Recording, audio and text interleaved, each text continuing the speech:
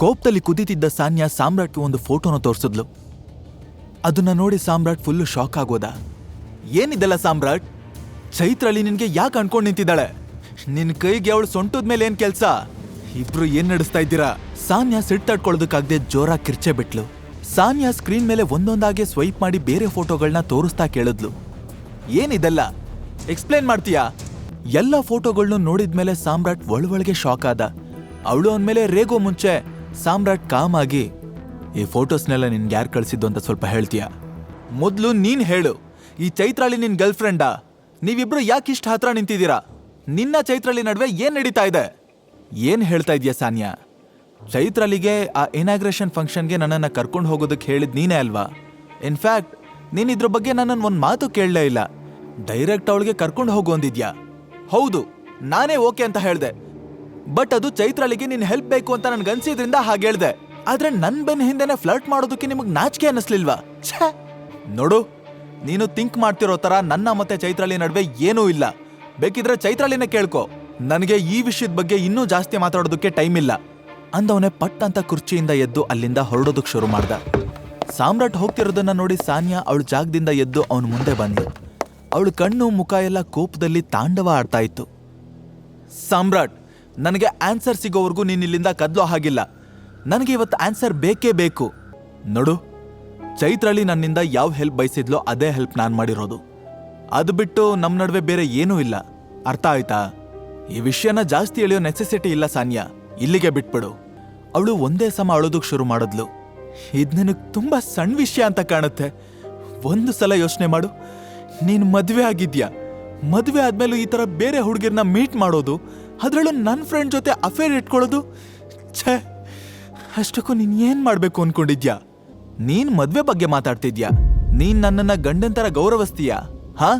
ನಿನ್ ಇಡೀ ಫ್ಯಾಮಿಲಿ ನನ್ನನ್ನ ಮನೇಲಿ ಸರ್ವೆಂಟ್ ತರ ನೋಡ್ಕೋತಾರೆ. ಮತ್ತೆ ನೀನೇ ಚೈತ್ರಾಳಿ ಹತ್ರ ಹೇಳಿದ್ಯಂತೆ, ನನ್ ಗಂಡನ್ನ ಒಂದಿನಕ್ಕಲ್ಲ ಪರ್ಮನೆಂಟ್ ಆಗ್ಬೇಕಾದ್ರೂ ಮಾರ್ಬಿಡ್ತೀನಿ ಅಂತ. ಇದೆಲ್ಲ ಈಗ ಮರ್ತೋಯ್ತಾ? ಆದ್ರೆ ನಾನ್ ನೆನ್ಪಲ್ಲಿಟ್ಕೊಂಡಿದ್ದೀನಿ. ಸ್ಟಾಪ್ ರಬೀಶ್!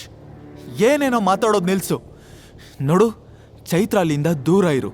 ನೀನ್ ನನ್ನ ಫ್ರೆಂಡ್ ಜೊತೆ ಏನೇನೋ ಮಾಡೋ ಧೈರ್ಯ ಮಾಡಬೇಡ. ನೀನು ನನ್ನ ಗಂಡ. ಈ ಕೊನೆ ಲೈನ್ ಕೇಳಿ ಸಾಮ್ರಾಟ್ ಕರೆಂಟ್ ವೈರ್ ತುಳ್ದೊಂಥರ ಶಾಕ್ ಆದ. ನೀನ್ ಜಸ್ಟ್ ಇವಾಗ ಏನ್ ಹೇಳ್ದೆ? ಇನ್ನೊಂದ್ಸಲ ಹೇಳು. ಹೌದು, ನೀನು ನನ್ನ ಗಂಡ ಅಂದ್ಮೇಲೆ ನೀನ್ ಈ ಮದ್ವೆಯಿಂದ ಆಚೆ ಯಾವುದೇ ಅಫೇರ್ ಇಟ್ಕೊಳ್ಳೋ ಹಾಗಿಲ್ಲ. ನೀನಿನ್ನೂ ಇದನ್ನೆಲ್ಲ ಮಾಡಬೇಕು ಅನ್ಕೊಂಡ್ರೆ ನಾನು ಇವಾಗಲೇ ಡಿವೋರ್ಸ್ ಪೇಪರ್ಸ್ ತರಿಸ್ತೇನೆ. ಸಾನ್ಯಾ ಬೆದರಿಕೆ ಹಾಕೋದನ್ನ ಕೇಳಿ ಸಾಮ್ರಾಟ್ ಮುಖದಲ್ಲಿ ಒಂದು ಸಣ್ಣ ಸ್ಮೈಲ್ ಬಂತು. ಹಾಗೆ ಮರುಕ್ಷಣನೇ ಅವನಿಗೆ ಕೆಟ್ಟ ಕೋಪಾನು ಬಂತು. ಹೋ ಸರಿ, ನಾನು ಅಫೇರ್ ಇಟ್ಕೊಳ್ಳೋ ಹಾಗಿಲ್ಲ ಅಲ್ವಾ? ಆದ್ರೆ ನೀನ್ ಮಾತ್ರ ಆ ಚಿರಾಗ್ ಜೊತೆ ಡೇಟಿಂಗ್ ಅಂತ ಹೋಗ್ಬೋದು, ಲೇಟ್ ನೈಟ್ ಪಾರ್ಟಿ ಮಾಡ್ಬೋದು. ನಿನಗ್ ಮಾತ್ರ ಮೋಸ ಮಾಡೋ ಹಕ್ಕಿರೋದು ಅಲ್ವಾ?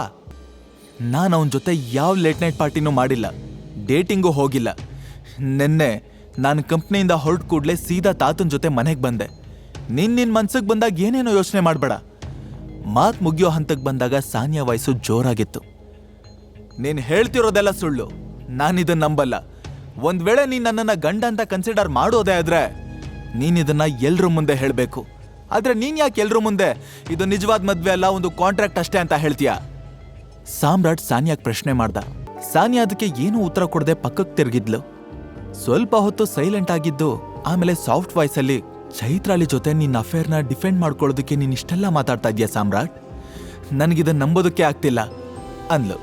ಸಾನ್ಯಾ ಮನ್ಸಲ್ಲಿರೋ ಅನುಮಾನ ಇನ್ನೂ ಹೋಗದೆ ಇರೋದನ್ನ ನೋಡಿ ಸಾಮ್ರಾಟ್ ನಿಟ್ಟುಸಿರು ಬಿಡ್ತಾ ಸುಮ್ಮನೆ ಬಾಗ್ಲ ಕಡೆ ಹೋಗೋದಕ್ಕೆ ಶುರು ಮಾಡ್ದ. ಇನ್ನವಳ ಹತ್ರ ಇದ್ರ ಬಗ್ಗೆ ಮಾತಾಡಿ ಉಪಯೋಗ ಇಲ್ಲ ಅನ್ನಿಸ್ತು. ನೀನ್ ಏನ್ ಬೇಕಾದ್ರೂ ಅನ್ಕೋ ಸಾನ್ಯಾ, ನಾನ್ ಸತ್ಯನೇ ಹೇಳ್ತಿದ್ದೀನಿ. ನನಗೆ ಲೈಫಲ್ಲಿ ಬೇರೆ ಕೆಲಸನೂ ಇದೆ, ನಾನು ಆಫೀಸ್ಗೆ ಹೋಗ್ತಾ ಇದ್ದೀನಿ. ಅವನು ಹೋಗೋದನ್ನ ನೋಡಿ ಸಾನ್ಯಾ ಮತ್ತೆ ಕೂಗಿದ್ಲು. ಸಾಮ್ರಾಟ್ ವೇಟ್, ಈ ವಿಷಯ ಇನ್ನೂ ಇಲ್ಲಿಗೆ ಮುಗ್ದಿಲ್ಲ. ನೀನ್ ಇವತ್ತಲ್ಲ ನಾಳೆ ಇದಕ್ಕೆ ಉತ್ತರ ಕೊಡ್ಲೇಬೇಕಾಗುತ್ತೆ. ನಿಂತ್ಕೋ. ಅವಳು ಅವನನ್ನ ತಡೆಯೋದಕ್ಕೆ ತನ್ನ ಕೈಲಾದಷ್ಟು ಪ್ರಯತ್ನ ಮಾಡಿದ್ಲು. ಆದ್ರೆ ಸಾಮ್ರಾಟ್ ಏನೋ ಹೇಳ್ದೆ ಕ್ಯಾಬಿನ್ ಡೋರ್ ಕ್ಲೋಸ್ ಮಾಡ್ಕೊಂಡು ಹೊರಟೇ ಹೋದ. ಸಾನ್ಯಾ ಅವನನ್ನ ಫಾಲೋ ಮಾಡ್ಬೇಕು ಅನ್ಕೊಂಡ್ಲು. ಆದ್ರೆ ಆಫೀಸಲ್ಲಿ ವರ್ಕ್ ಮಾಡೋರು ಯಾರಾದ್ರೂ ಆ ಸೀನ್ ನೋಡಿದ್ರೆ ತನ್ನನ್ನ ಗೇಲಿ ಮಾಡ್ಕೊಂಡು ನಗ್ತಾರೆ ಅಂತ ಯೋಚಿಸಿ ಸುಮ್ನಾದ್ಲು. ಅವಳು ಕಂಪ್ನಿನಲ್ಲಿ ತುಂಬಾ ಹೈ ಪೊಸಿಷನ್ ಅಲ್ಲಿದ್ಲು. ಸೊ ಅವಳು ಯಾವಾಗ್ಲೂ ಸ್ಟಾಫ್ ಮುಂದೆ ಪ್ರೊಫೆಷನಲಿಸಂ ಮೇಂಟೈನ್ ಮಾಡ್ಲೇಬೇಕಿತ್ತು. ಇತ್ತ ಸಾಮ್ರಾಟ್ ಕೋಪದಿಂದ ಎಲ್ಎಕ್ಸ್ ಕಾರ್ಪೊರೇಷನ್ ಇಂದ ಹೊರಗಡೆ ಬಂದು ಅವನ್ ಕಾರಲ್ಲಿ ಕೂತ್ಕೊಂಡ. ಫೋಟೋ ತೆಗೆದು ಕಳಿಸಿರೋ ವ್ಯಕ್ತಿ ಯಾರು ಅನ್ನೋ ಪ್ರಶ್ನೆ ಇನ್ನೂ ಅವನ ತಲೆಯಲ್ಲಿ ಕೊರಿತಾನೆ ಇತ್ತು. ಕಾರ್ ಡ್ರೈವ್ ಮಾಡ್ತಾನೆ ಅವನು ತನ್ನ ಫೋನ್ನ ತೆಗೆದು ಚೈತ್ರಾಳಿ ನಂಬರ್ಗೆ ಡಯಲ್ ಮಾಡ್ದ. ಹೆಲೋ ಸಾಮ್ರಾಟ್. ಆ ಕಡೆಯಿಂದ ಒಂದು ಖುಷಿಯಾಗಿರೋ ವಾಯ್ಸ್ ಕೇಳಿಸ್ತು. ಚೈತ್ರಾಳಿ, ನೀನ್ ಸಾನಿಯಾ ಜೊತೆ ಮಾತಾಡಿದ್ಯಾ? ನಿನ್ನೆ ಯಾರೋ ಜಿಮ್ಮಲ್ಲಿ ನಮ್ಮಿಬ್ರು ಫೋಟೋಸ್ ತೆಗೆದು ಸಾನಿಯಾ ಕಳಿಸಿದ್ದಾರೆ. ನಮ್ಮ ಮಧ್ಯೆ ಅಫೇರ್ ಇದೆ ಅಂತ ಅವಳು ಅನ್ಕೊಂಡಿದ್ದಾಳೆ.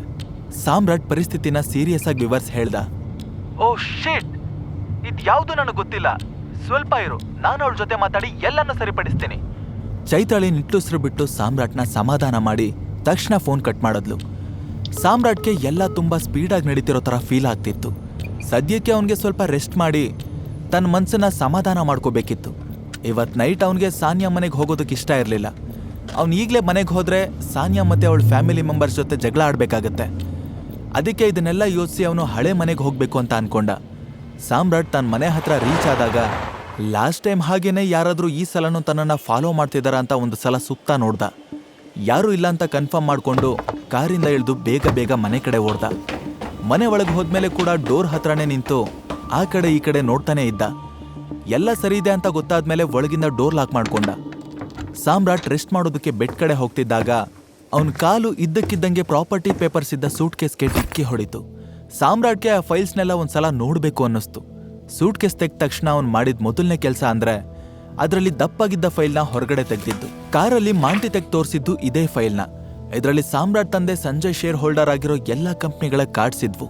ಆ ಕಾರ್ಡ್ಗಳ ಹೆಲ್ಪಿಂದ ಆ ಕಂಪ್ನಿಗಳಿಂದ ತನ್ನ ಶೇರ್ಸ್ನ ವಾಪಸ್ ತೆಗಿಬೋದು ಅಂತ ಮಾಂಟೆ ಹೇಳಿದ್ದು ನೆನಪಾಯ್ತು. ಫೈಲ್ಸ್ನ ನೆಕ್ಸ್ಟ್ ಪೇಜ್ ಟರ್ನ್ ಮಾಡ್ತಿದ್ದ ಹಾಗೆ ಅವನಿಗೆ ಸ್ವಲ್ಪ ಹಳೇದಾಗಿರೋ ಒಂದು ಸರ್ಟಿಫಿಕೇಟ್ ಕಾಣಿಸ್ತು. ಅದ್ರ ಜೊತೆ ಇರೋ ಕಾರ್ಡ್ನಲ್ಲಿ ಅವನ ತಂದೆ ಸಂಜಯ್ ಹೆಸರಿತ್ತು.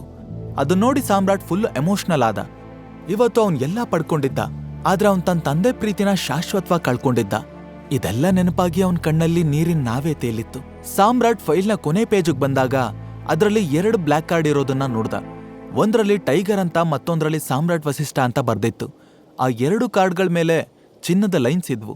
ಅಂದ್ರೆ ಅವು ಅಕ್ರಮ್ ಕೊಟ್ಟಿರೋ ಕಾರ್ಡ್ಗಳಿಗೆ ಸಮ ಆಗಿದ್ವು. ಬಟ್ ಮಾಂಟಿ ಈಗಾಗ್ಲೇ ಸಾಮ್ರಾಟ್ಗೆ ಎಲ್ಲದಕ್ಕಿಂತ ಜಾಸ್ತಿ ಬೆಲೆ ಬಾಳೋ ಡೈಮಂಡ್ ಕಾರ್ಡ್ ಕೊಟ್ಟಿದ್ದ. ಆದ್ರೆ ಸಾಮ್ರಾಟ್ ಆ ಕಾರ್ಡ್ಗಳನ್ನ ಇನ್ನೊಂದ್ಸಲ ಕೇರ್ಫುಲ್ ಆಗಿ ನೋಡಿದಾಗ ಅವು ವಿತ್ಡ್ರಾಲ್ ಕಾರ್ಡ್ಸ್ ಅಲ್ಲ, ಆಕ್ಸಿಸ್ ಕಾರ್ಡ್ಸ್ ಅಂತ ಗೊತ್ತಾಯ್ತು. ಈ ಕಾರ್ಡ್ ಹೆಲ್ಪಿಂದ ಅವನು ತಮ್ಮ ಶೇರ್ಸ್ ಇರೋ ಕಂಪ್ನಿಗಳಿಂದ ಫ್ರೀಯಾಗಿ ಪ್ರಾಡಕ್ಟ್ಗಳನ್ನ ಪರ್ಚೇಸ್ ಮಾಡ್ಬೋದಾಗಿತ್ತು. ಇದೆಲ್ಲ ಯೋಚಿಸ್ತಾ ಅವನ ಮುಖದಲ್ಲಿ ನಗು ಬಂತು. ಈಗ ಅವನು ಸಾನಿಯಾ ಬರ್ತಡೆಗೆ ಎಂತ ಲಕ್ಸುರಿಯಸ್ ಸ್ಟೋರ್ಗೆ ಹೋಗಿ ಫ್ರೀಯಾಗಿ ಬಟ್ಟೆ ಪರ್ಚೇಸ್ ಮಾಡ್ಬೋದಾಗಿತ್ತು. ಯಾಕಂದ್ರೆ ಟೈಗರ್ಗೆ ಎಷ್ಟೊಂದು ಫ್ಯಾಷನ್ ಬ್ರ್ಯಾಂಡ್ಗಳಲ್ಲಿ ಶೇರ್ಸ್ ಇತ್ತು. ಆಕ್ಚುಲಿ ಸೂಟ್ ಪರ್ಚೇಸ್ ಮಾಡೋದಕ್ಕೆ ಅವನ ಹತ್ರ ದುಡ್ಡಿಲ್ಲ ಅಂತಲ್ಲ, ಬಟ್ ಸಾಮ್ರಾಟ್ಗೆ ಆ ವಸ್ತುಗಳ ಮೇಲೆ ರೈಟ್ಸ್ ಇರುವಾಗ ದುಡ್ಡು ಯಾಕೆ ಕೊಡ್ಬೇಕು? ಹೋ, ಅಷ್ಟಕ್ಕೂ ಸಾನಿಯಾ ಬರ್ತಡೇ ಇರೋದು ಮುಂದಿನ ವಾರನೇ. ಅಷ್ಟರಲ್ಲಿ ನನ್ನ ಅವಳ ನಡುವೆ ಇರೋ ಸಂಬಂಧ ಸುಧಾರಿಸುತ್ತಾ ಅಂತ ಸಾಮ್ರಾಟ್ ಯೋಚಿಸ್ತಾ ನಂತರ ಕಾರ್ಡ್ಗಳಿರೋ ಫೈಲ್ನ ಪಕ್ಕಕ್ಕಿಟ್ಟು ಶೇರ್ ಫೈಲ್ನ ಆಚೆ ತೆಗ್ದ. ಅದನ್ನ ಓಪನ್ ಮಾಡಿದ ತಕ್ಷಣ ಫಸ್ಟ್ ಪೇಜಲ್ಲೇ ಒಂದು ಕಂಪ್ನಿ ಹೆಸರಿತ್ತು. ಅದನ್ನ ನೋಡಿ ಫುಲ್ ಶಾಕ್ ಆಗೋದ. ಅಷ್ಟಕ್ಕೂ ಸಾಮ್ರಾಟ್ ಯಾವ ಕಂಪ್ನಿ ಹೆಸರು ನೋಡಿ ಅಷ್ಟೊಂದು ಶಾಕ್ ಆದ. ಚೈತ್ರಾಳಿ ಜೊತೆ ಮಾತಾಡಿದ್ಮೇಲೆ ಸಾನಿಯಾ ಸಾಮ್ರಾಟ್ನ ಕ್ಷಮಿಸ್ತಾಳ. ಸಾನಿಯಾಗೆ ಆ ಫೋಟೋಗಳನ್ನ ಕಳಿಸ್ತಿರೋ ವ್ಯಕ್ತಿ ಯಾರಿರ್ಬಹುದು ತಿಳ್ಕೋಬೇಕು ಅಂದ್ರೆ ಮುಂದೆ ಕೇಳಿ. ಈಗ ನೀವು ಪಾಕೆಟ್ ಎಫ್ಎಂ ನಲ್ಲಿರೋ ಎಲ್ಲಾ ಶೋಗಳನ್ನ ಈಸಿಯಾಗಿ ಕೇಳಬಹುದು. ಈಗಲೇ ಡೌನ್ಲೋಡ್ ಮಾಡಿ ಪಾಕೆಟ್ ಎಫ್ಎಂ ಮತ್ತು ಕೇಳಿ ದೇಶ ವಿದೇಶದಲ್ಲಿ ಫೇಮಸ್ ಆಗಿರೋ ಟೈಗರ್ ರಿಟರ್ನ್ಸ್ ಅನ್ನೋ ಮೈ ನವಿರೇಳಿಸೋ ಕಥೆಯನ್ನ.